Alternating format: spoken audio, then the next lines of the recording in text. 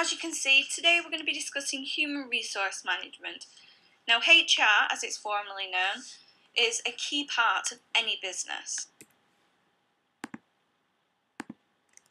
So first of all, what is human resource management? Well, Okemos states that the human resource function responds to the employee selection and recruitment issues and addresses the needs and wants of employees by monitoring pay and reward systems, training and empowerment policies. Now, the HR department, HR stands for Human Resource, the HR department is at the heart of any organisation. They deal with a variety of policies and issues within the organisation to make sure that both employees and employees' jobs run smoothly. The HR department is located within the heart of any business. So say Primark, for example, each store will have their own HR department that all their employees in that store can report to. But overall, as a business, they will have one main HR department that all the smaller HR report to. It's the same with like theme parks or anything. Each one, especially if they're part of a company, say like Merlin Entertainment, each one will have their own HR that report to an overall one. This is so that all the employees can easily access the department for any queries and issues they may have. So this quote reiterates that the HR department look after the entire group of employees, not just certain employees, every single employee within the business. This is for situations such as pay, if there is an issue with wages and that, and if they've not been paid right, rewarding them for good work, so if they've done something impressive and their manager wants to get them a bit of recognition, they'll put it to HR and they can do something. They can do extra training, so fire trainings, drills and everything, and even make sure employees are feeling empowered. Now, a business doesn't run without employees, so employees need to feel like they are loved within this business. So they need to feel empowered. So these situations are important to the company, so all employees are delivering their best work and are feeling motivated. Now, one of the biggest things within HR is recruitment. Their aim is to attract potential employees to apply to the company for a variety of job roles by giving out things such as job descriptions, the role profiles, wages, everything an employee needs to know. So, there are many different employee roles that can be filled within any business. So they've got to make sure that every single department has enough staff to run. One of the main ways that HR departments can advertise jobs is through sites such as Indeed or on social media such as Facebook if people follow their business page if they have one. Same with Instagram, same with Twitter. It's all about the internet these days. This is how companies will advertise their jobs. But whilst advertising, HR staff need to make sure that all the correct information is filled in on the job description or job role page, such as description of job, hourly or salary pay, number of hours, they need to work and what days they need to work on. The skills or training might be required as a minimum to apply for the job, or if there is none, they need to let people know that as well. This allows the prospective employees to determine if they feel they are fit for the job, and it also gives them some idea of what type of job it's going to be before they start working.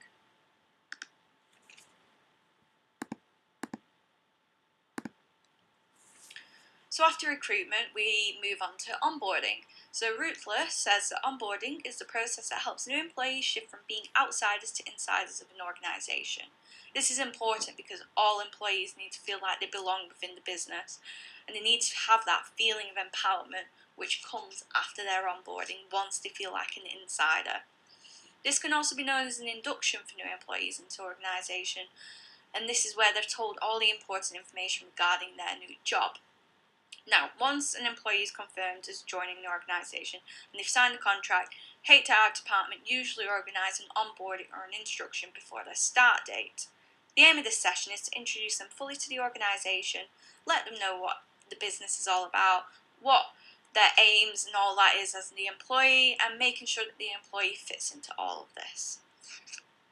So depending on the business, there could be different onboarding or inductions based solely off the departments. So say, for example, within Merlin Entertainment, say at one of their theme parks, a rides host would have a different induction to an F&B, like a waitress or something. This is where they'll be taught all the relevant information for their department, making sure that they just understand everything that could happen to them in their day-to-day lives. As Rootler states above, this specific induction gives all new employees the added confidence that they will do great in their job and allows them to get a feel of the department and what they're about. So, within any business, there's always an organisational culture. Each organisation has a different one that all employees are a part of once they've completed their recruitment and their onboarding or induction. It's important that new employees are exposed to this culture to help them fit in even further. And this can include things such as social media pages, events within the teams, events within the organisation, etc. So, within some businesses, there could be two organisational cultures. The first one is like an overall culture of the business.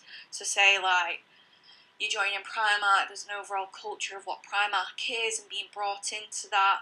And this can be through, say, like Facebook pages that all employees are added into, so they know all important information that could be posted to the page, anything new, anything happening, and it shows the staff that they're appreciated and looked after, gives them more confidence within the organisation. And the HR department also makes sure that the staff event are organised so that employees have a chance to relax and have fun. Now, the second organisational culture employees are introduced to is within their own department. So say, for example, within a business, there are many different departments, and each one, again, could create their own Facebook page so that all employees know what's happening. So say, depending on the business, they could post rotas there and everything, just to make sure everybody's kept up to date on what's going on. This allows employees to be connected with one another and make their department feel more like friends rather than just colleagues, so they can have a better work environment.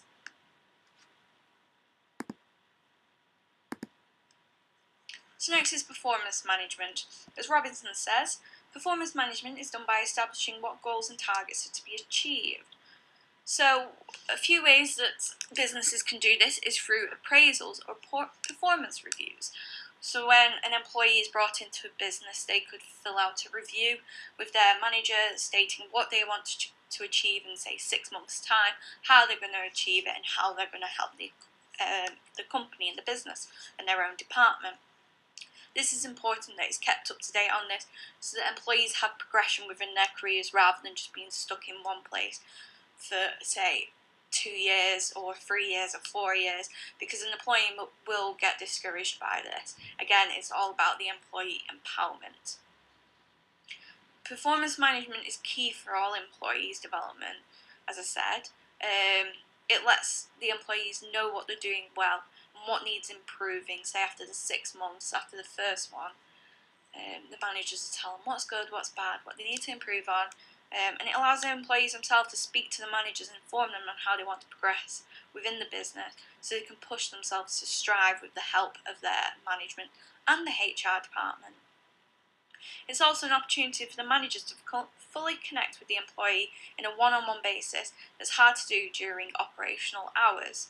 This information can then be passed back to HR departments so any necessary training or development can be handled quickly as possible. So motivation. Motivation can include your pay, your training, promotion, or small rewards for recognition. Motivation by the HR department and managers is key for all employees. Staff can work long hours and hard shifts each day, especially like customer services and all that. So the HR department therefore need to find ways to help motivate staff members with things such as free event nights where staff can relax and have fun, to more key areas within the resort such as extra training so staff can progress towards promotions and better pay. This is a key part of the HR department. It's vital they work together with the managers around the business to keep all staff members motivated within the job and make them feel empowered throughout their entire time. If the staff members are not motivated or empowered, then the work ethic will start to drop, meaning the standards are lowered, making the business slowly decline, failing their business mission or objectives, because, as I said at the beginning and all the way throughout, a business cannot run without their employees.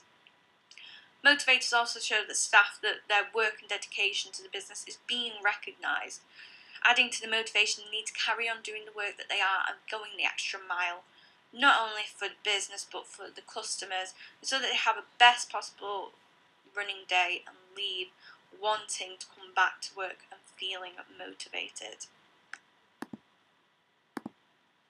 So as I've been saying all throughout this PowerPoint, employee engagement and empowerment is key. So employee empowerment, what I mean is giving employees the authority to identify and solve guest problems or complaints on the spot. So instead of making an employee rely solely on, say, a supervisor, if you give the employee that training so they can deal with more situations rather than always having to get a manager, it makes them feel empowered and it makes them feel like they can do their job. So focus on employee engagement and employee empowerment. It makes sure that employees want to work for the business. There are multiple ways in which the HR department survey the employees, such as anonymous boxes which employees can put suggestions on improvement for the company. These can be done as well. This means that it shows that the business is listening to their employees and wants to take on board what the employees are saying and make it a better work environment for them. So as Hudson and Hudson stated above, the HR department makes sure that during the employees' induction and training, they're taught the skills they need to solve any situation that arises on a day-to-day basis, as well as a couple that occur rarely but are important. The teaching of the skill empowers all employees to give and gives them the added freedom and confidence within their work. This translates into their efforts, and this ensures that all staff are putting in the effort rather than just getting demotivated by not having the empowerment. So we've come to the final part, the conclusion. So as we've seen, HR is an important department for all employees. It's at the core of any organisation, dealing with everything from recruitment to employee empowerment. There's a spokesperson for the employee. Without the HR department, a lot of functions and running of the business would not exist. And in my opinion, after discussing many functions of HR, the main function that is most critical is the recruitment process that the HR department conduct, because without the recruitment process, there'd be no staff, meaning the entire business would not be able to run.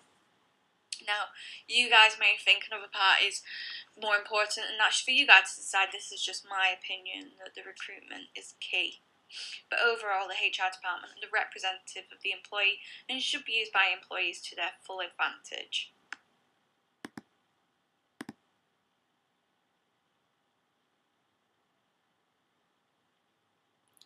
So here are the list of references if you guys ever want to have a look at the books that I had a look at.